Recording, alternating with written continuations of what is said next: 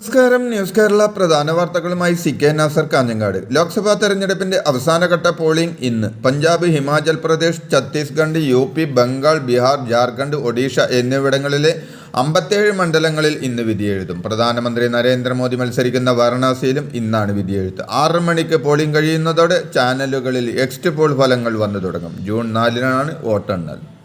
ലോക്സഭാ തെരഞ്ഞെടുപ്പുമായി ബന്ധപ്പെട്ട exit poll ചർച്ചകൾ ബഹിഷ്കരിക്കുമെന്ന് കോൺഗ്രസ്. ഇന്ന് ദൃശ്യമാധ്യമങ്ങളിൽ നടക്കാനിരിക്കുന്ന ചർച്ചകളിൽ കോൺഗ്രസ് പ്രതിനിധികൾ പങ്കെടുക്കില്ല.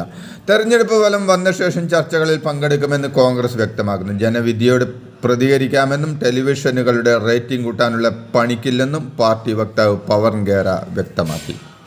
രാജ്യത്തെ ലോക്സഭാ തെരഞ്ഞെടുപ്പിൽ ഇസ്രായേലി കമ്പനി സ്റ്റോയിക് ഇടപെട്ട് BJP വിരുദ്ധ പ്രചാരണത്തിന് ശ്രമിച്ചതായി OpenAI റിപ്പോർട്ട്.